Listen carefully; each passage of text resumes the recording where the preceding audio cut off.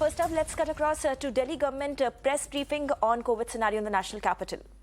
200 रोज आ रहा था, तब तक सबकी कर रहे थे हम लोग। अब क्योंकि हजारों में आ रहा है तो इनकी genome sequencing is not possible, और आईसीएमआर ने भी कहा कि जीनोम सीक्वेंसिंग करने का लॉजिक नहीं बचता है, तो सैंपल सीक्वेंसिंग कर रहे हैं। तो उसके अंदर अभी भी कुछ पेशेंट्स डेल्टा के भी आ रहे हैं, कुछ दूसरे वेरिएंट्स के भी आ रहे हैं। तो ये कहना बहुत मुश्किल है कि वो कौन से वेरिएंट है। बाहर से आने वालों में जो अभी तक एक भी नहीं, उनमें से कोई भी ऑक्सीजन पे वेंटिलेटर पे नहीं है। सर, कुछ राज्यों में 5% मामलों की जीनोम सीक्वेंसिंग हो रखी है। आपने कोई फिक्स किया है कि मामले ज्यादा आने लगे हैं? आपने कहा सबकी पॉसिबल नहीं है। नहीं, देखिएगा, दिल्ली के अंदर 100% की हो रही थी जी, जीनोम सीक्वेंस 100% की हो रही थी, और उसका मकसद कोई ट्रीटमेंट प्रोटोकॉल चेंज नहीं होता उससे। ट्रीटमेंट कोरोना का वही है, डेल्टा का भी, ओमिक्रॉन का भी और दूसरे वेरिएंट्स का भी, सबका एक ही ट्रीटमेंट प्रोटोकॉल है। ये सिर्फ एकेडमिक एक्सरसाइज थी देखने के लिए कि क्या देश में ओमिक्रॉन भी आया है नहीं आया है। अब ये कंफर्म हो चुका है कि ओमिक्रॉन देश में आ चुका है, ओमिक्रॉन फैल रहा है। अब कितने फीसदी मामलों की हो रही है? अभी डेली कहते 300-400 की। उनमें से सर कोई भी ऑक्सीजन टेस्टिंग को लेकर पिछले जब ये मामले एकदम से बढ़ने लगे तो 65,000 75,000 के आसपास टेस्ट हो रहे थे एक दिन में, लेकिन पिछले 1-2 दिनों की बात करें तो 65,000 के आसपास टेस्ट हो रहे हैं। तो क्या सर उनको बढ़ाना है या टेस्ट बढ़ा दिए गए ऑलरेडी? अब कहते हैं पहले 50, 55, 60,000 हो रहे थे, अब 70 से ऊपर हैं, और वो और भी बढ़ा रहे हैं। कल 65,000 की टेस्ट हो पाए, उससे पहले 63,000 के आसपास टेस्ट हो पाए 2 दिन की बात करें। आज 90,000 आएंगे, चिंता मत करो। सर, करीब 10,000 मरीज होम आइसोलेशन में। होम आइसोलेशन को लेकर आप लोगों की जो नीति थी, उनको उनके घरों तक ऑक्सीमीटर पहुंचाना या दवा पहुंचाना। सभी पेशेंट्स के साथ जो भी होम आइसोलेशन में है उनके घर हमारी टीमें जा रही हैं, उनको पल्स ऑक्सीमीटर, थर्मामीटर, दवाइयाँ, सब चीज़ें दी जा रही हैं, और डेली उनसे फ़ोन पे कांटेक्ट करके उनका हालचाल जाना। Sir, the Chief Minister had said that Delhi will be ready for 3 lakh tests a day and 1 lakh patients per day. Is the government ready to handle those numbers as of today? देखो, testing का जो बताया ना, इतने test करने की हमारे पास capacity है कि 3 लाख तक टेस्ट हो सकते हैं। पिछली बार हमारे पास कैपेसिटी 1 लाख की थी, तो इस बार हमारे पास कैपेसिटी 3 लाख की है।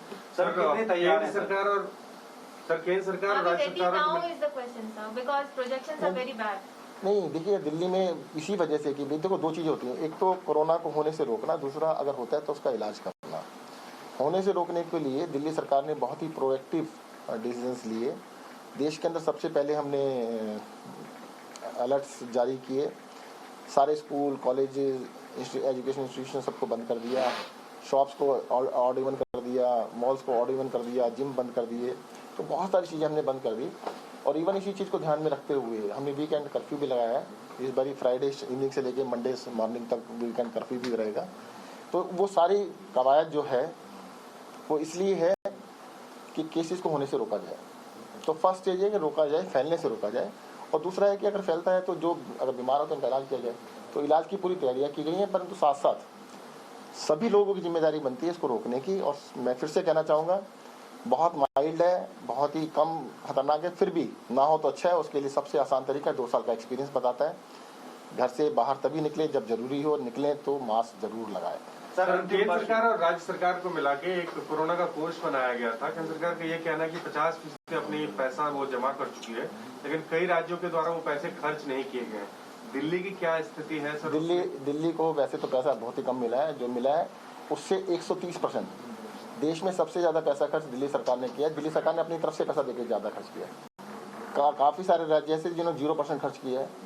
एवरेज 17% खर्च किया गया, दिल्ली ने 138% खर्च किया है। सर, अंतिम सवाल सर, सबसे पहले सर, आपको हमारे को नया ऑफिस मिलेगा सर आपको? सर, थोड़ा इसके बारे में बता दीजिए। जी सर, आईटीओ पे कोई ऑफिस बनना है? नहीं, ऐसा वहाँ पे हमारा जो डीसीपी की बिल्डिंग है, पुरानी बिल्डिंग है, वो शेड में बनी हुई है, और वो काफी रेनोवेशन होने लायक नहीं बची है, टूट फूट गई है। उनको ठीक करके हम नई बिल्डिंग बनाएंगे। ट्विन टावर बन रहा है सर, घूमने के बाद 1900 करोड़ के आसपास। ऐसा है, ये अपनी तरफ से कयास लगा रहे हैं। वहाँ पर जो सारी टूटी हुई बिल्डिंग आप देखा ना जाके, सारी बिल्डिंगें बहुत ही जर्जर हालत में है।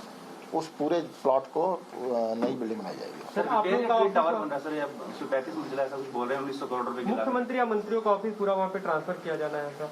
दिल्ली सरकार के ऑफिस बनेंगे, ऐसा शिफ्ट करने का कोई इशू नहीं है। सर, एक सवाल ये है कि आपने जिन पाबंदियों का जिक्र किया, आम लोगों के मन में सवाल है कि पाबंदियां आम लोगों पे लगाई जा रही है। पॉलिटिकल रैलियां 4-5 राज्यों में चल रही है जहाँ पे चुनाव है, उन पे क्या पाबंदी नहीं लगनी चाहिए? देखिएगा, जो हमारे हाथ में अख्तियार में हम वो कर रहे हैं।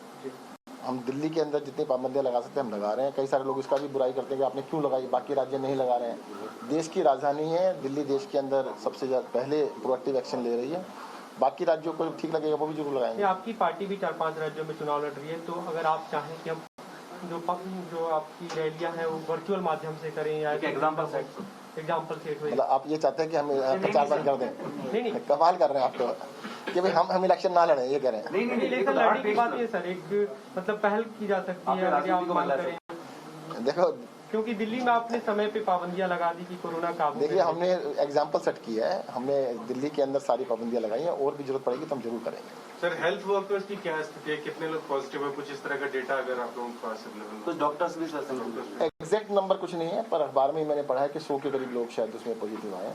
देखो ये तो नॉर्मल है कि अगर सोसाइटी में होगा तो सब कोई होगा। सर आज का क्या अनुमान है सर, कितने संक्रमण का होगा? अभी डाटा कलेक्ट किया जा रहा है, पर अंदाजा है कि 10,000 के आसपास कुछ आएगा, औसत संक्रमण का 10% के आसपास।